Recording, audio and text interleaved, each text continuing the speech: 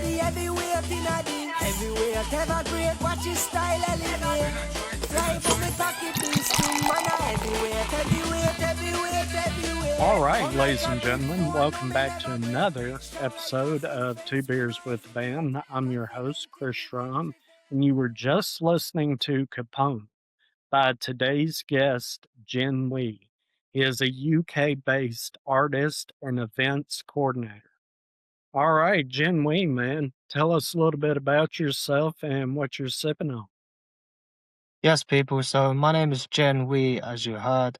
I'm an Ipswich-based artist, mostly delving in dancehall, a bit of jungle, a bit of grime, and that's about it, really. Yeah, based in Ipswich. You can find my Instagram at genwe.artist. All of my socials are the same. That's it. Thank you. Okay.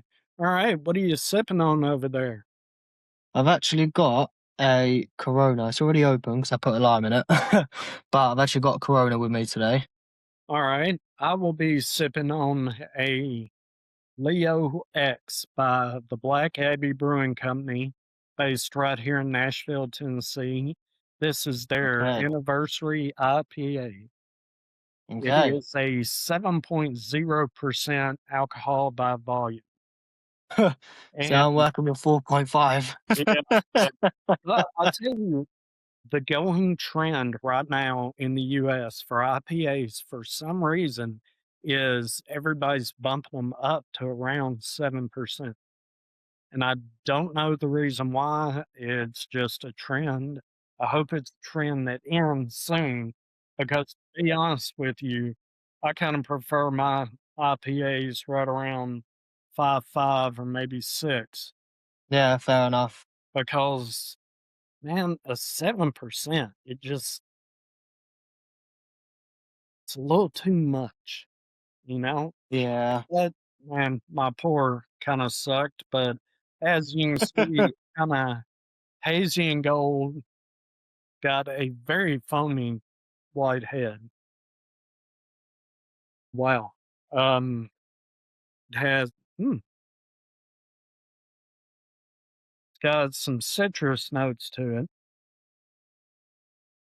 Got a little bit of a spicy character on the back end. Yeah, see, I put some limes in mine. That's how I like to have my Coronas, is with a couple of limes. Well, to be honest with you, if I'm drinking Corona, I drink it out of the bottle just like that, and I Yeah, so do I. always drop a lime wedge in. Yeah. That's the only way I've drank Corona since Corona was introduced. Well, since I found Corona anyway, and that's that's the way I like it. It takes me back because most of the time I don't drink beer out of the can or the bottle. I always pour it in a glass. But Fair enough. I drink Corona out of the bottle because that's just the way it's supposed to be done. All right. Yeah. Well, I'm getting a sip of this beer for a very quick evaluation. Can you tell everybody what sort of music you create?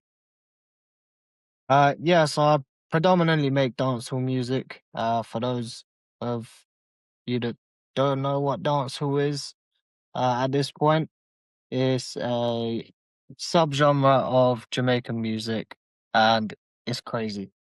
Um, so I like to make upbeat, feel good music, party music, stuff that will get you jumping around and losing your head a little bit. How did you choose dancehall as the type of music you create? Uh, to be honest, I've always loved Jamaican music in general. Grew up on a lot of reggae and stuff like that. And to be honest, just as I got older, I progressed a bit more into the culture as I went, and here I am today. Okay. Well, just a quick overview of this beer. This beer is very smooth. It has a orange and a citrus flavor to it. It's got a very little bit of banana, but it has a very, very subtle spice, Hmm, which nice. I was not ready for when I opened this can. but I will say I am very impressed. I am Uh, very impressed. Can't remember off the top of my head if I've ever had an IPA that had a little spice on the back. I may have, but I just don't remember. But I like this beer, man. What sucks is that it's a 7% beer, and I'm gonna wanna drink all 6 of them, but that's not gonna be a good idea because I have not had dinner yet. So, we will see how this interview goes, but what first drew you to music as the way you were going to, I guess, express yourself? um, I think I come from quite a musical family, but in a bit of a different sense. We're like come from a big family, but we're hardly Jackson 5. Nobody else makes music in my family or anything like that. Everybody just really loves it. So we're always listening to all kind of different music, reggae, ska, R&B, bit of Britpop, uh, just about everything. When we were young, and I think all of us just carried our love for music through with us. Okay. Just kind of a strange question. Do you listen to music more than you watch TV, or do you watch TV more than you listen to music? I listen to music more than I watch TV, I think. I listen to music while I do literally everything: walking, washing up, working, not working, sleeping. Right. Well, I asked that because I didn't come from a musical family, but the same thing. There was always music of some sort playing in the house. Anytime we got in the vehicles, my dad listened to country, my mother listened to classic rock and pop. So I was exposed to a little bit of everything. Yeah, But as an adult, I don't even watch TV. I have the radio on or some sort of playlist on all the time. yeah, I have music like when you first came on, I had music playing here while I'm here. I listen to music, and there's a song going right now in my head, so I can't get away from music, which I guess isn't a bad thing. There's worse things out there, as but long as you like the song. right. So tell us how your musical journey began. So, initially, I actually started off as a producer. I was a self-taught producer, totally self-taught.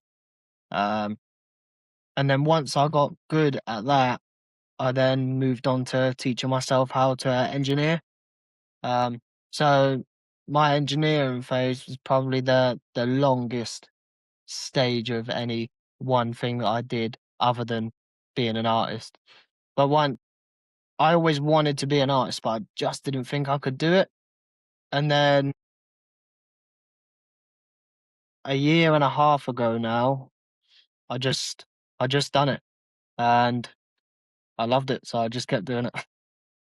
Well, is that advice you would give to people who are maybe producers and or engineers that want to pursue being an actual, I guess, artist?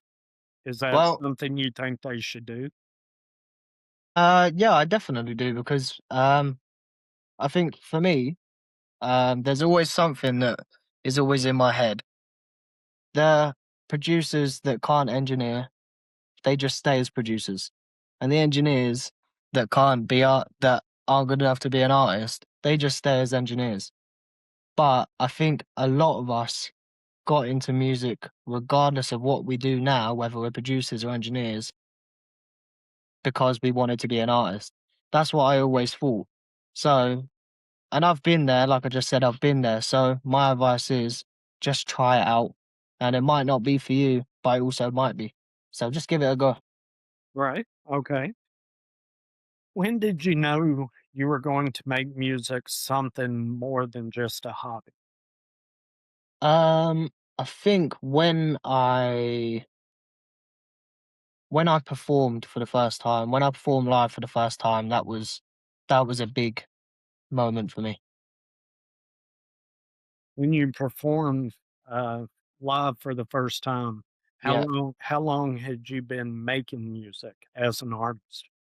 Um, a few weeks, I think. Really? Yeah, I think a few weeks, yeah. Okay, so how'd that go?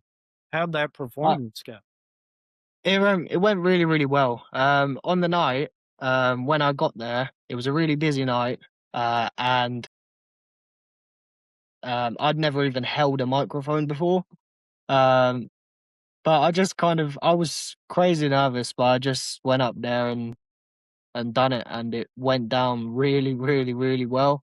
And I think I just kind of got like addicted to that like rush, like that instant gratification. Okay, so you're extremely nervous, but once you actually started performing, did the nerves kind of go away? To be honest, I think everything went away. Like I kind of couldn't hear anything else other than myself, and I think that really, really helped me because I was crazy nervous. So I think my brain just told me, look, block out all of these guys in front of you. Just focus on what you're doing. So do you still approach performing live in the same way? No, nowadays I make a very conscious effort to be very, very present in the moment because I think not only is it better for people watching, but it's also better for me to look back on. Okay, well, how do you deal with the nerves? Do you still get nervous before you perform live? Very rarely, very rarely. Okay, well, that's interesting. Somebody so new to, I guess, the business, um, being able to just push the nerves aside before a live performance. Who were your biggest influences in music growing up? Ooh, growing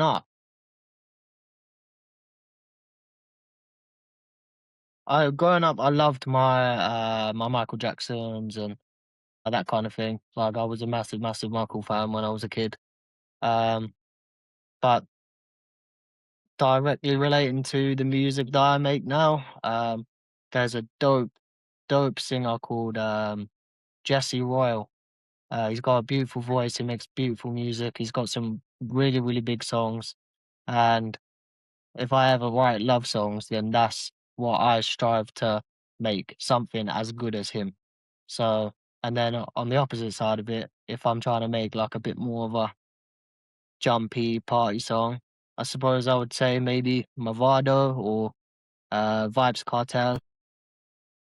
Do you think those guys would enjoy the music that you create?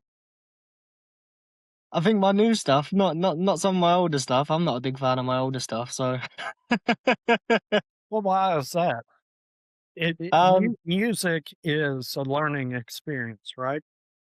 yeah. So I think, but that's like exactly why I think I don't like my old stuff because, like you said, I am actually fairly like premature in my career. I've only been doing this for a year and a half, so and I've come such a long way since then.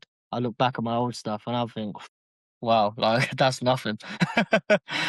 Okay, if you could go back right now and take your old stuff away and just get it off any sort of playlist, would you do it or would you leave it?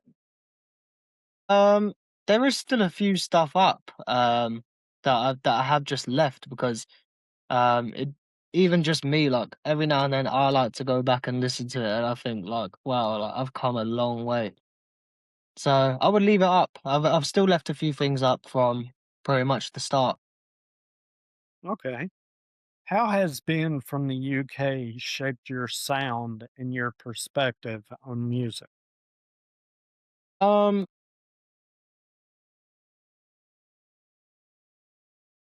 well, I think we see a lot of different cultures in the UK and um for me personally, I don't really identify as being from anywhere. I've moved around the country a lot in my life. So I don't particularly feel like I can say I am from this place because I've been everywhere. So I think that aspect of constantly moving around did a lot for me culturally. Do you have a fan base in the US? Not that I'm aware of. Well, if you had a fan base in the US, do you think they would understand your music fully? Ooh, it's hard to say. I think it would depend what part because I know there's a lot of places in the US that do have like quite a strong Caribbean culture. So wait, if I'm singing in patois, then there is certain places that will understand, but others maybe not so much so. Okay. So let's talk about your creative process. Can you walk us through the songwriting process? Yeah. So in general, I'll I try not to force myself to write. Um, but I've been writing for a long, long time. I've been writing music for uh about 12 years now. Um, so for me, I'm aware if I hear something that I like, I just write it down. And then later on, when I have some time to myself, I'll go back to that note on my phone, look what I wrote down and expand on it. And in general, I'll write until my brain tells me I haven't got anything left in me. Um, and yeah, and then in general, the next day, I'll get it recorded, mixed and mastered in the same day. Do you have any unfinished songs? Yeah, but not too many. I like to be able to walk away from a recording session knowing that if I don't want to, I never have to open that file again. So I tend to walk away from most sessions with a finished product.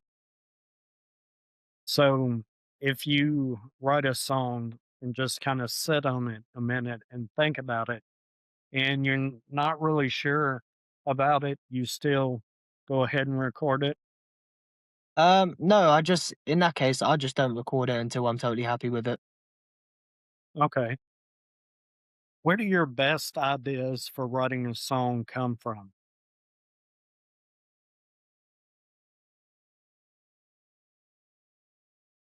I think it's actually from listening to music actually, because depending on who I'm listening to, occasionally I'll hear something like very cleverly put, like a very smart way of saying something, and it gets my brain going. And then I just tend to look around me and do the same thing um, that that person done. I notice something, pick it apart, and write about it. Is there somewhere you feel most inspired when you're trying to write a song?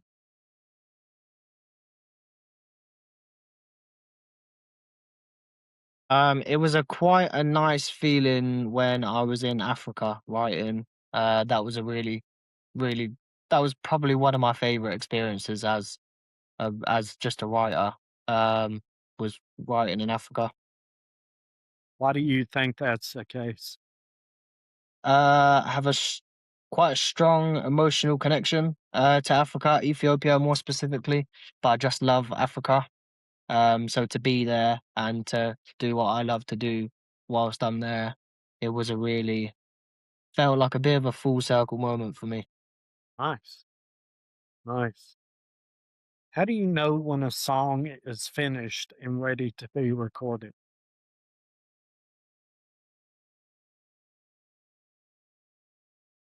I think when I feel like there's nothing else I can do to make it better, then I'll I'll leave it and I'll go and record it the next day. And if I'm not happy with the recording, um, then I'll just go back to the drawing board, rewrite what I think needs to be rewritten, and then go again. So you have the luxury of being able to write a song and then within 24 hours to 48 hours, being able to record that song and then mix and master it.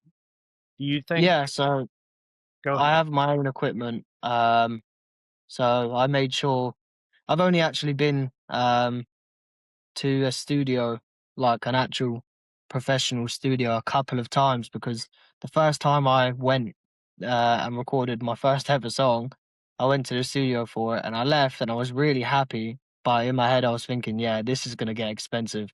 So I just went out and bought my own stuff anyway so that I could just do it whenever I wanted to. So do you think if an artist can afford to buy their own equipment, they should probably do that? Because Yeah, I almost think that a lot of artists will write a song and they'll really think on it. And by the time they have the opportunity to get to a studio, could be based on finances, could be based on their schedule, could be based on the studio schedule. But by the time they have the opportunity to record, maybe they kind of shy away from one or two songs because they've overthought the song and they say, okay, I thought it was done, but it's not. So I'm not going to waste my time and money in the studio. And yeah. it could be just, the breakout song of the year, but they've overthought the song. I think that's the artist's curse really is you don't really realize what you have on your hands a lot of the time.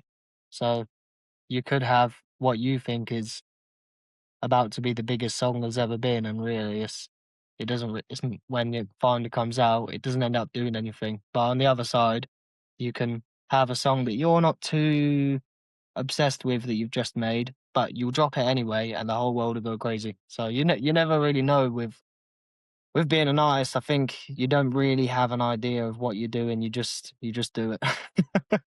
Right? What's one song that you've created that means the most to you and why? um, I've got a song called "Heavyweight." It's a jungle song, and to be honest, I just love performing it. As soon as it's in almost every single set that I perform because it's such an energetic song, and I get to let off all of the steam that I've built up and all the excitement that I've had for the show, and just let everything out on stage. And then by the time I walk off, I'm just happy. There's nothing else left. I'm just happy. All right.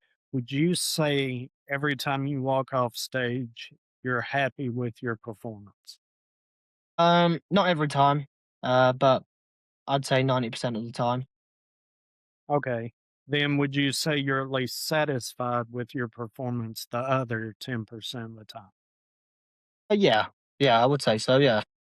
Do you think a lot of indie artists really get down on themselves after a performance if they're not completely satisfied? Yeah, I think so. I've seen it happen a lot of times right in front of my eyes with people that I've watched perform, and maybe they're not as experienced, or even if they are as experienced, they're a bit self-critical. I've seen it happen a million times right in front of my eyes. So it's definitely a factor. Yeah. Is there anything that you could say to those artists that may change their perspective on their own performance? I usually tell them to take the issues that they have with the performance, take all the critique that you have for yourself, and bring it home with you. But once you've stepped off the stage, it's about enjoying the rest of the night. So bring the critique home with you and work on it. But for now, just ignore it and enjoy. Nice. I like that. I think a lot of indie artists need to hear that. Oh, definitely. I think it's so easy to be self-critical. Honestly, it really is. Because, like I said, with the thing about how much instant gratification you get when you've done a good job, when you haven't, when you don't feel like you've done as good of a job, it has the same effect, but the opposite. You feel a lot worse. You know what I mean? So it's very easy for it to happen. Okay. Let's talk about the UK music scene. Has the UK music scene changed at all since you first started making music? Sadly, yeah. I think UK music is probably the I want to say probably the fastest developing um country for music that there is because of how far we've come in such a short period of time compared to, for example, US musicians. I think US music has always been fairly like massive all around the world. So the UK for a long time has kind of had to play catch up. But I think it's changed in the sense that now um, a lot of particularly like younger, newer artists are kind of uh chasing the instant virality um of everyone's dreams when really that's not the case. So the music doesn't really come out as good. So overall, the UK music scene, you say that it's growing in all different genres, rock, pop, hip hop, things like that. Oh yeah, even outside of what I do, there's so many guys who are crazy, crazy good. Speaking of rock, there's a guy on the rise at the minute from the same area that I'm based in called Native James, and he's amazing, man. Honestly, one probably the best performer that I've been lucky enough to see, and such a talented musician.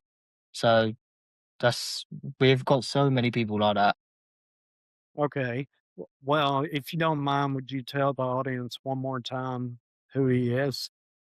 Yeah, so his name is Native James. He makes a fusion of grime music and metal. So it's called I think they call it new metal. Um, but yeah, he's dope. Definitely check him out. He's on everything, Spotify, all of these major things. He's just absolutely killed Download Festival.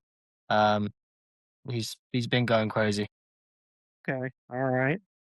Would you say it's difficult to be an indie artist in the UK? Um, no, no, I wouldn't say so, but I think it depends on where you're from in the UK because um, if you're in London or Manchester or something like that, I don't think it's as hard, anywhere near as hard as it is if you're from Ipswich. Ipswich is a lot more isolated compared to London. We don't have the same resources. We don't have the same amount of industry professionals or even the care to have the industry professionals here. So if someone from Ipswich thought they were good enough to do performances, to cut an album, where would they need to go?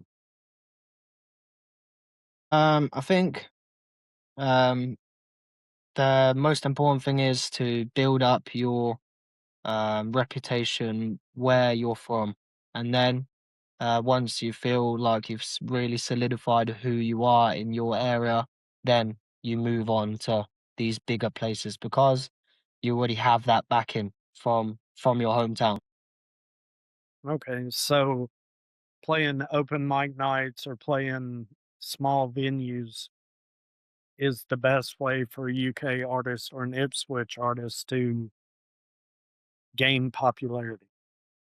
Well, uh, yeah, I mean, well, me for example, I spend a lot. I think the majority of my bookings are clubs. Um, so I spend a lot of time in the clubs, performing and stuff like that, and that's how I made my name really. Just my I was very, very active in my first year. Um, Most weekends I was performing both day like Friday and Saturday, sometimes twice a night. I'm in 2 different clubs, and that was how it was for most of the year, so that's how I built up my name. So I think it's ac kind of a mix of, how active you are and where you are, I suppose. Okay. What is one thing you would change about the indie scene in the UK? Um, I think it's looked down on a lot. Um, excuse me. Like I said, I think now we have this culture in the UK of every everybody like feeling like they have to be the the biggest star in the world, or every woman's got to be Beyonce and every man's got to be Jay-Z, and I think that's what we've kind of bred into ourselves. So because the artists are like that, the behind the scenes industry professionals, the A&Rs, the labels, ever, even the producers, the engineers, they a lot of them do tend to have that same kind of mindset. So the indie artists do a lot of the time kind of get left in their own little corner. So I know that that's not fair, but do you think, that being the case, that the I guess the studios, the labels, the people that quote matter, if they kind of have that mindset, do you feel like the indie artist beats themselves down when they really shouldn't? Uh, Probably, to be fair, probably. It's hard. I think sometimes it can be hard for some people to constantly have that like that resilience to just ignore ignore the pushback that the industry comes with anyway. Um, so yeah, I think it can be hard for some people. Yeah. How has streaming changed your approach to music? Well, it's um it's shown me actually. It's woken me up a little bit to how much um the way people consume music has changed. To be honest, but um, it is a good thing for me because through streaming services being a thing, you know, just being able to throw a song up on Spotify within 2 or 3 days, um, it's also helped me kind of be more innovative and find other ways to push my content, still using digital marketing, but being able to monetize it elsewhere other than streaming services because you don't tend to make a lot of money. So is Genwe a brand? Um, First and foremost, I'm an artist and I'm um I'm me first and foremost. But um yeah, in the forefront, yeah, I'm a brand.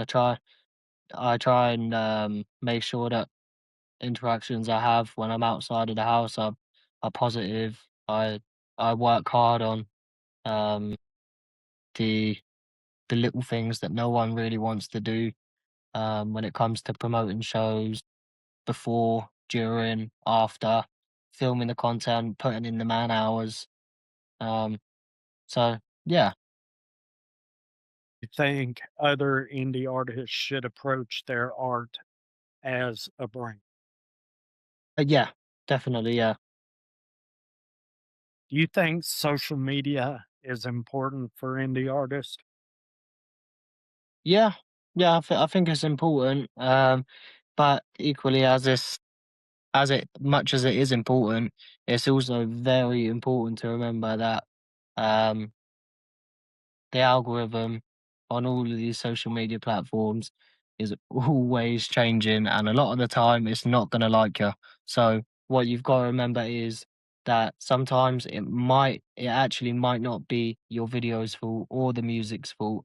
Sometimes the algorithm just is not looking for that kind of thing. Right. What advice would you give an emerging artist trying to build an audience in the UK? Stay active, stay active. Make sure you're filming the content, putting it out. Um, Make sure you're as booked as possible. That I can never stress it enough. If you're an artist in general, it probably means you're a performer as well. So as a performer, your job is to be booked. So be booked as much as possible. You won't find a more beneficial way of building up a following than right in front of someone's face. Is that an easy process in the UK to be able to book yourself, every weekend or every other weekend? No, I wouldn't say it's easy, no, but um, it definitely wasn't easy for me to do it, but because I put as many hours as I did into it, I could do it. So I think it depends on how much you're willing to work towards it, how much sleep you're willing to lose. All right, let's talk about event curation. What inspired you to start curating events? So I actually performed one night at escape club here in Ipswich. I opened up for quite a big UK artist. His name is Swarms. Makes UK rap, Afro swing, that kind of thing. And I opened up for him, and the events company that was running the promotion had pulled me after the show and my missus as well. Um, and they'd seen all of the work that we'd put in beforehand in promoting the event, filming our own promotional videos, making sure that the quality was there and everything was as top class as we could get it. And then with the added performance that I had on the night, they were just really, really happy with it. So that that company is called Jam Experience, and after they reached out to me, they asked me and my wife to be on the team. So that's how it's been. Okay. How much does your wife contribute to your career? Oh, a stupid amount, to be honest. Probably more than me. she she films all the videos, like the content, all of the bookings. She spends the entire time filming it.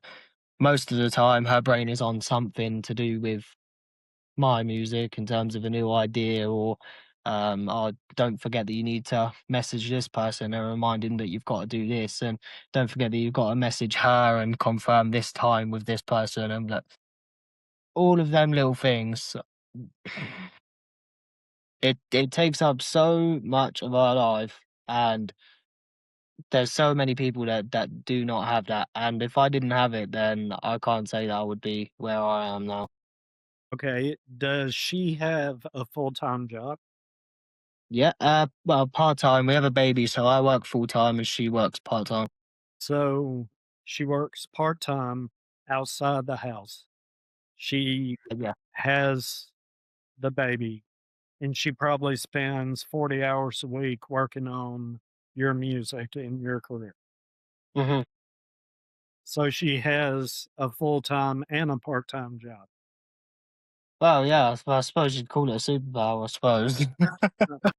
Well, that's awesome that your wife puts that much effort into the music. That means she really, really believes in what you're doing. Yeah, I think that's important as well. I think a lot of people don't have somebody that genuinely has all of the faith in the world in them. So I think that is probably the biggest help that I've had the entire time. So if you ever get down about music or you ever think about maybe giving up music, do you think that your wife senses that and tries to pull you out of that hole? Yeah, definitely. Yeah, definitely. I think when I'm in that kind of way, it's normal for everybody to get in that kind of way, even if they're doing something else. But I do get in that way sometimes. But she kind of just snaps me back to reality and just says like, "Oh, do you remember what you done last week? Like, why are you upset about your how the music's going when last week you were on top of the world?"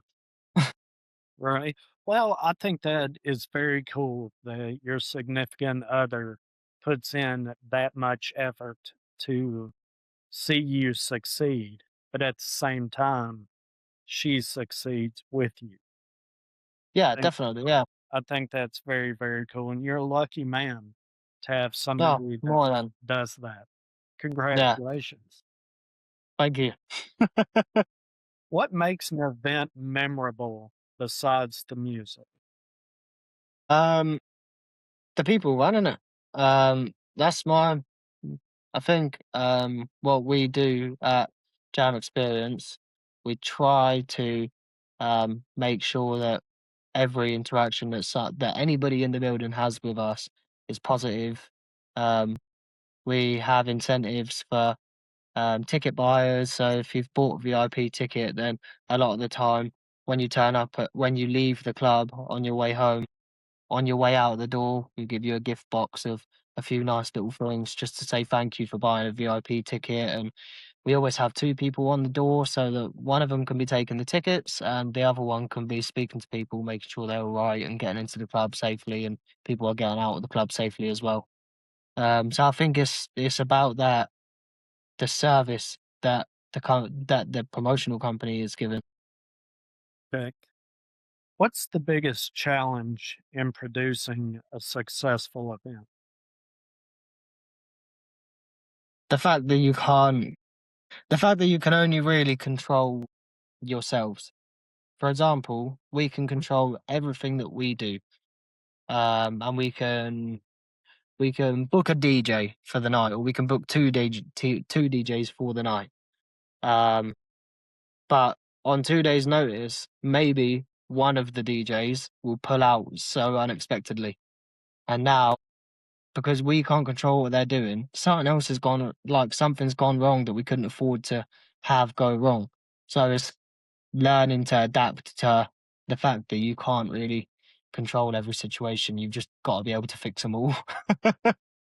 So, in that example, if you book two DJs for the night and 2 days before, one DJ backs out, do you have another DJ kind of on standby, or is it just Yeah, we do. kind of Yeah, a rush out there and see who's available? yeah, we tend to. Yeah, we have had situations like that where DJs have been unable to make it on the night, or um, the next few days. In the past few days, they've realised that they're double booked or something like that. So we've always made sure that we've had another soldier on the back of the line, just ready to get in there and do what he's got to do. Okay. Is that something you learned from experience, or someone told you ahead of time to have somebody in the background?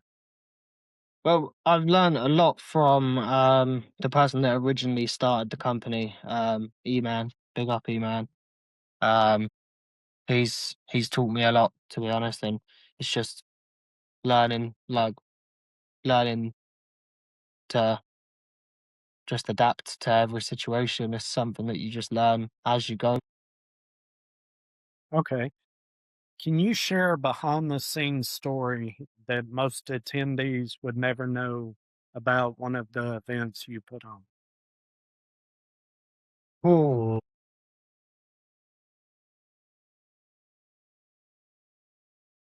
I actually don't think I have one. Real. I actually don't think I have one. We've been quite lucky so far, to be honest. Yeah. So Knock on wood. yeah, well, yeah. All right, let's talk about balancing both worlds. How does being an artist influence the way you curate an event? Um, I know that when I've performed at certain venues before, or um, under certain events companies before, I'm not particularly happy with how the event was run, or I'm not particularly happy with the way that I've been compensated for doing my job. So I think that's something that I made sure was prioritized when um, I joined Jam Experience. Luckily, they were already pretty good at it, but it means a lot to me to give the artist a good experience of performing with us because I know exactly how it feels to leave a venue and I'm wound up about something that was done wrong, or I wasn't really um I wasn't really compensated for my work how I should have been. So we always try and keep that in mind when we're working with artists. How do you avoid burnout while wearing multiple hats? Um, I think it's just prioritizing the personal time that you do have. Um, Making sure that you're sleeping and you're doing what you got to do, but also you're spending time with somebody that you want to spend time with your partner or your friends or your kids or whatever. You're making sure that you still don't let go of the personal side of your life. Okay, good idea. Good advice. Let's talk about UK music culture. What makes Yes. the UK music scene unique? It's so vibrant, man, and we have people from all over the world in the UK. Honestly, it's crazy. America is probably similar, but here it's so small. Like England is so small that when you have all of these different people from all over the world, it kind of forces everybody to develop a little bit of a different take on life, really. So I think that's really really well reflected in the music. There any cities or venues that hold a special place in your heart? Yeah, there's ooh, I think Ipswich will always hold a place in my heart to a degree, because this is where I started doing what I do. Um, and I think a venue in particular, there's a venue in Brighton, that I performed at last year, called the Water Bear venue, and it's a really, really dope venue. It's not particularly big. I think the capacity is probably about 150. It's not particularly big, but it's an underground venue. It's like a little um it's like a kind of looks like a war bunker that's been cleaned up and someone's put a sound system and a stage in there. It's really, really, really lovely in there and it's a great place to perform. And I had probably one of my favorite experiences performing, whilst I was there. So that's somewhere that I'm definitely gonna be going back to. Some of the venues in Ipswich or some of the venues that you perform at regularly, what is the max capacity for those venues? Um, I mean, obviously it varies for different places, but we have a club here that probably fits about 1,000 people in it, but then also, probably um, the, most popular for live music is probably about I think that's 375, the capacity of it. Okay, so what is a small venue to you? Um, Anything that's less than 100 capacity, I would say, or 50 capacity or something like that. Okay. I'm actually surprised to hear that, you know, venues you perform in regularly can hold that many people. Because some of the smaller venues in Nashville, they 75 to 100, maybe 125, that would possibly be pushing it in some of them. But it's interesting that in a place that doesn't focus on music the way Nashville does, that some of your smaller venues still hold that many people. When That's quite surprising to me actually, because I know that there is a massive, like there's a massive music culture there as well. So that is a bit surprising to when me, to be fair, but well, when I say small venues, like some of the up and coming indie artists who are, you know, super new to the scene, we do have venues that cater to very small groups. Intimate venues is what they're called, and they're meant to be for small groups. But then we have what we call small venues that hold 100, 120, something like that, and that's pushing it. But then, of course, we do have our bigger clubs or Yeah. bigger listening rooms, things like that, that they can really pack a bunch of folks in there and Oh yeah. still have enough room and enough, beer and things like that that you can tend to 150, 200, 300 people and there's still room. Yeah. Everybody's not like that, but that's interesting. I would have never thought. So I learned something today, and that's the reason I do this. I like learning something new about indie music. All right. Which up and coming UK artist should I be listening to besides you? I think actually it's not one artist actually, but there's actually a collective of younger guys. Um, I think I want to say that they're based in London. They're a dancehall collective, and their name is Rude Music. So it's spelled Ruude. Um, and they're just fun, man. They're really really fun. They've done pretty much the entire festival season this year. Such good performers. The music is good. It's well represented. They've got backing um from some fairly big artists from some fairly big dancehall artists more specifically. Like Stylo G has really done a lot to help them and has noticed the talent from quite early. So I think they're one to they're definitely one to watch. So, outside of a club, do you curate any outdoor festivals? No, not right now. Do you think that would be more difficult to do?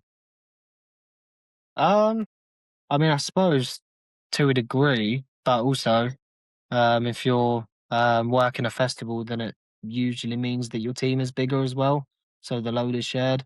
So I suppose I think I don't wouldn't say harder, but I would just say that the struggles are different. Okay. Now, I'll say this about Nashville. When it is spring and summer in this city, there is some sort of music festival going on all the time. Yeah, I would love to go to every one of them, but one, I couldn't afford it.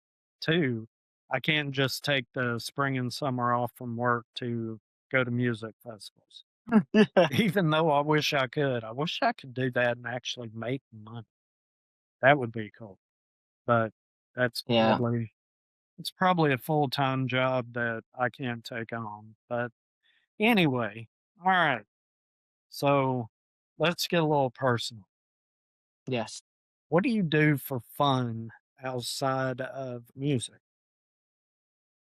Um, just I do a lot of things really, but mostly just like mostly everyday stuff. I think I'm a fairly like um it's I have a lot of like simple pleasures. I like to go for drives with mates. I like to go for walks. I like to go to the pub and have a drink and you know what I mean? I like to just I think I'd like just like spending time with people. Um yeah, I think that's it for me.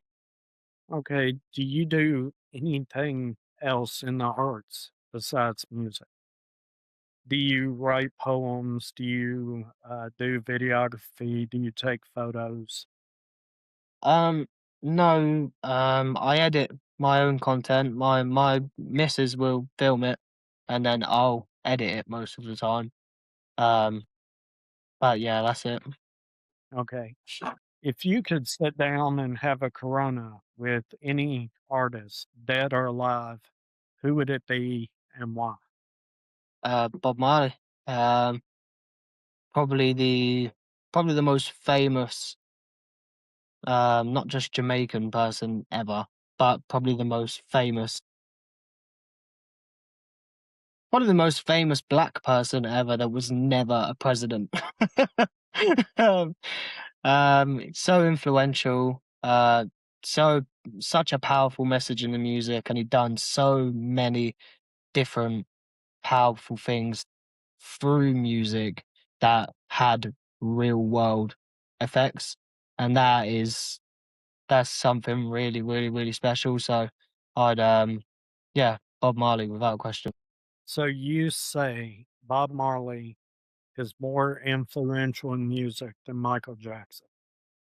Um ooh, I had this debate a little while ago with none other than myself. I was trying to figure that out. But that was a hard fight to have. It was, I'm stubborn, you see. Um I don't know. Uh a part of me a big part of me would say, I think he is more influential than Michael Jackson. But I think that is mostly because Michael was so talented that a lot of people didn't even really bother to try and recreate what he was doing. Um, whereas Bob, I think, he inspired a lot of people to be just like him. And to be honest, he lifted an entire culture up as he progressed. He lifted an entire culture up and he took it to a global stage. Now we're seeing all of these Caribbean festivals all over the world. There's so many. There's countless. Even in Ipswich, there's been 3 Caribbean festivals, 3 Jamaican festivals in the past 4 months, and I think that's very rare, man. I don't think it will happen again. So I think they're probably the top 2 most influential people I would say in music. But I think Bob takes it. Okay. Do you think Bob Marley set out to make that kind of impact on music, or do you think it just happened naturally because of who he was as a person and as a performer?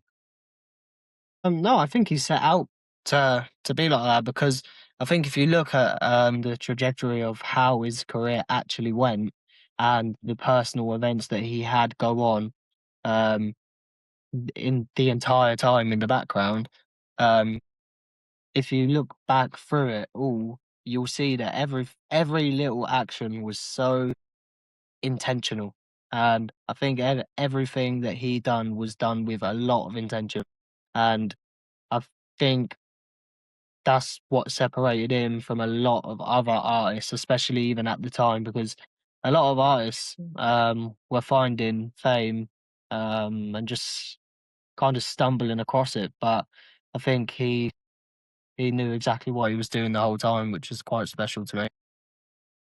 Okay. What is something your fans don't know about you?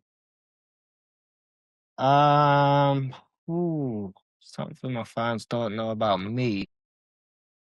Um, a lot of people when they meet me expect me to be a bit taller than I am. I'm only 5'6". Okay. All right. When it comes to your music, i- if you had to explain your music to someone who has never heard it before, how would you explain it, and which one of your songs would you play for them? Uh, probably heavyweight. Um, I'd probably play heavyweight. Um, I just, I just describe it as like energy music, like jump up music. I, it's like what I said earlier about heavyweight. When I'm performing it, I want everyone in the building to just lose their minds, like and, and do the same thing I'm doing. Um, so yeah, probably heavyweight. Okay. What does success look like for you in music? Um, getting the recognition that I think I deserve. That's about it, and that'll always change. That amount of recognition that I think I deserve will probably always change.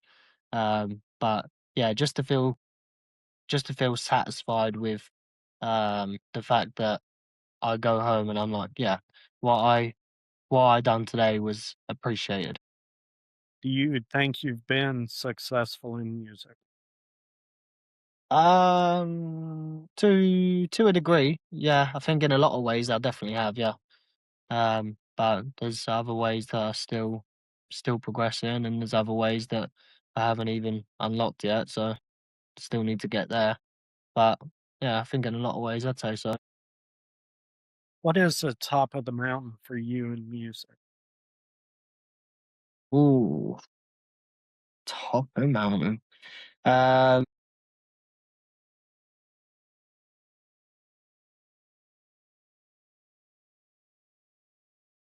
Top of the mountain for me, probably to have a Vibes Cartel feature that I didn't have to pay for. Right. Where do you see yourself in the next 5 years in music? And what are you doing daily to get there? In the next 5 years, I'd like to think that at that point, I'll be a full time performer. No 9 to 5, no no other work commitments, just a full time performer. Being able to have the freedom and the financial freedom as well to be able to um, prioritize the music and making sure that I'm giving that everything I can give it. Uh, I like to think that I kind of approach um, my schedule, I suppose you would say, when it comes to how I make music and my process. I like to think I approach it as if I'm already there, to be honest. Um, but yeah. What kind of legacy do you want to leave with your music? Do you know what? I just want to enjoy making it, and I just want other people to have good experiences listening to it.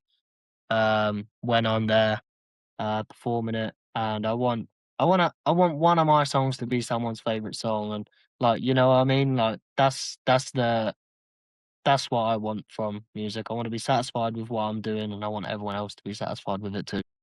Well, have you gotten any notifications from fans that one of your songs is their favorite song? Well, yeah, I have to be fair, yeah. Well, how did that go? Did someone approach you at a show or has it been through some sort of social media contact? It's mostly through social media, to be fair, because um a lot of the time people prefer to just, for some reason, I don't know why, but I think a lot of people prefer to just like reach out afterwards, and some people will message me and say, "Oh, I saw you perform the other day at this club, and oh, I loved it, whatever, blah blah blah." Sometimes you'll get someone come up to you in person, and it's quite nice, but a lot of the time it's social media. Does writing music and performing music, does that heal you? Um, it depends what I'm writing, I think, um, but um, even if it doesn't tend to heal me sometimes, it definitely lets me let go of what I'm feeling. Okay. Would you call yourself an introvert or an extrovert? I used to be an introvert. I used to be a massive, massive introvert. Nowadays, I'm an extrovert. If I see someone 3 streets away that I think I might know, I'll run after them and I'll shout the whole time. Well, So how did that change? Because I know a lot of artists say they're introverts when they're not on stage, but when they're on stage, they're the life of the party. How did that change for you? um, it was performing, to be honest. I kind of forced myself. into a position where everybody in the room was looking at me. So that really like helped me like force my way out of my comfort zone, and yeah, and it kind of with like impacted how I go about the rest of my life as well. So would you say that was a good experience? Yeah, definitely, man. I'm really, really grateful for that result, to be honest, because I like the fact that I'm able to feel um, comfortable in most places where I am now. Whereas before, I was a bit of a paranoid guy, or I was not so social, or anything like that. But now I'm the most social butterfly you'll meet. Cool. I appreciate that because I consider myself an extrovert. I will talk to anybody about anything. I enjoy being in groups. I enjoy meeting new people. I'm not going to say I'm the life of the party, but I'm not going to be the guy just standing back. And I've always been that way. So to be an introvert would be something new for me. And I try to understand that. But being someone who I would say is an extrovert from birth, it it's I guess a positive thing, you know, because I love meeting new people. I love experiencing new things, and being an extrovert helps in that. And I would think Yeah. that being an indie artist, you would an indie artist that is a brand, you would almost need to be an extrovert to be successful. Well, you kind of do have to, because a lot of the time, I think when you're up and coming, I think the thing people get attached to about like the smaller artists is feeling like that personal privilege of feeling as if they know you. So the more character you show, the more chance there is of people like developing that more human connection to you, separating the artist from the person. So would you tell an up and coming indie artist that they need to give more of themselves personally to social media or to their fans or to the people in the audience? Yes, but not too much, because sometimes it's a bit of a slippery slope. So not too much, but people like to see a little bit of character, I think. So I think sometimes just give people what they want.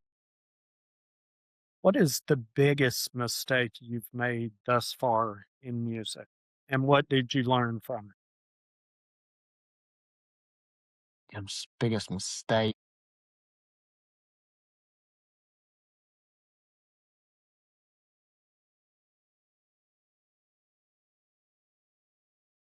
I don't know. Biggest mistake I've made in music so far. I think it's maybe um letting outside distractions affect my workflow. Maybe most of the time I tend to keep it quite separate. I think of my personal life and my music uh like fairly separately. But sometimes I can let them spill into each other, and it's not that healthy. So So, when that happened, how did you figure out how to separate it? mm, I'm still learning, to be honest. It's not so. I think it's just one of them things. Sometimes, sometimes it just happens. I think so. Thinking you just need to learn to adapt to it every single time it happens. So, but it helps having a routine and having a schedule and making sure that you know what jobs you have to do, like with your music, and you know what you're doing in your personal life as well. So that you can separate them almost. If the lines are getting a little bit blurred. So, who keeps up with your calendar more, you or your wife? Definitely not me. Definitely not me. I've got the memory of a goldfish, to be honest. So Yeah, definitely my wife. Okay. All right. Well, congratulations on that. I've got a wife and a PA. All right. Well, Not too bad. it's good that they're both the same person because Yeah. that probably equals out your life in both segments of it. Yeah, it does, to be honest, yeah. All right. Well, time for some rapid fire questions. Yes. Vinyl or streaming? Violent Favorite venue you've ever performed in? Escape, Dream venue you want to perform in? the jazz club in Crunchy or London. creamy peanut butter? I don't like peanut butter. Oh, okay. What am I going to see the most of when I open your refrigerator? Probably vegetables, Dogs or cats? cats, Favorite city to perform in? London, Coffee or tea? coffee, Light beer, dark beer? light, Beer or bourbon? beer. All right, cool. All right, well, what's next for you? Looking forward in 2026 and 2027. Um, so soon, actually on the weekend, we've got it's actually Jamaican Independence Day today. So happy Independence Day to all my Jamaicans. But we're having a big celebration for that on this coming Saturday, um, which I'll be performing at, which is beautiful for me. And then after that, in September, I'll be opening up for quite a big name in the UK. I don't know if you guys in America know him too familiarly, but we've got a guy here called ArrDee. Um, Very big name in the UK, and he's going to be coming to Ipswich to perform. So I'll be opening up for him, which is exciting. And um, to be honest, the rest of the year, I'll have a project dropping at the end of the year, more than likely. But the rest of the year, just we have to see how it pans out. Okay. Well, the project that you're dropping at the end of the year, excuse me, how many tracks do you think are going to be on it? It's probably going to be between 8 and 10 tracks. It's more than likely going to be a grime project, um, or a rap project, should I say? I don't want to box myself into just grime, but um, yeah, it's more than likely going to have a more English feel to it um, than my other music.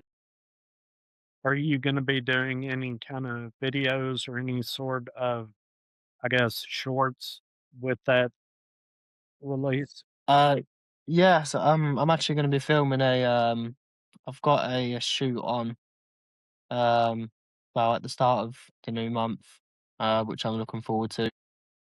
Well, by the time that comes out, how many videos do you think you're going to have associated with that?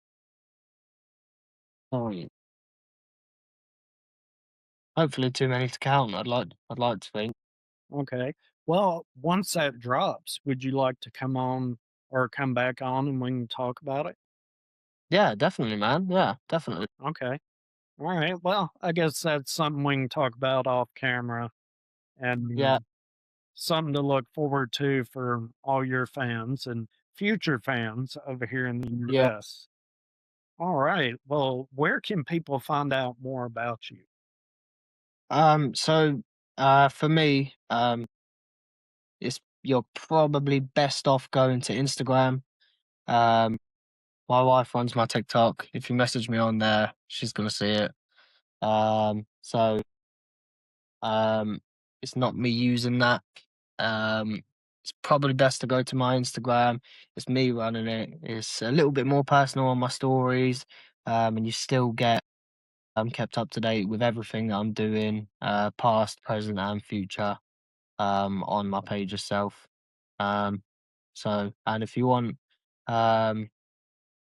something a little bit more exclusive, then join my broadcast channel on Instagram as well. A lot of the time, if I'm working with brands or if I've got anything upcoming, then you will have early access or discounted prices on music, tickets, that sort of thing. All right. What is your handle on Instagram? What do people need to Uh, put in the search? it's genwe.artist. So that's GENWE.ARTIST. Okay. All right. And I like to end all my interviews by asking the same question. What are two questions you wished I would ask in this interview that I didn't? And what are the answers to those questions?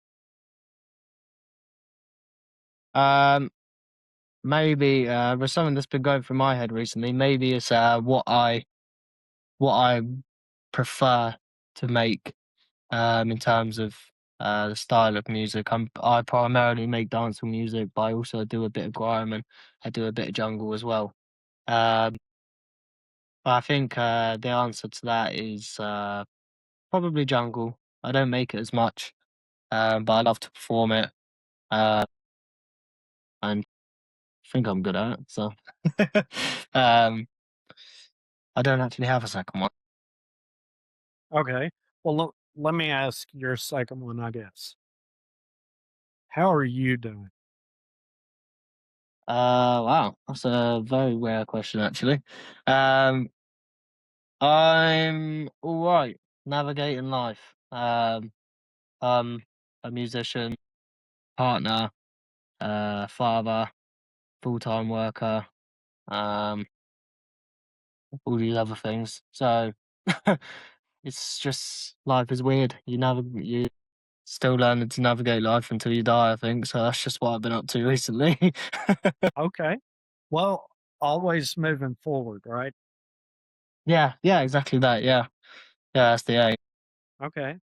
All right. Well, we're kind of up against the wall for this episode. So, ladies and gentlemen, thank you for making it to this part of the episode. If you enjoyed this episode, if you'll leave me a thumbs up and a comment below. If you didn't enjoy the episode, if you'll leave me a comment below and let me know why. And until next time, Mr. Jim Lee, cheers. Thank you. Fly for me pocket this thing, man, a heavyweight, heavyweight, heavyweight, heavyweight. Come like a brick phone, no me never break. Strong like a zinc fence, we no hesitate. Confident in the victory for everyone.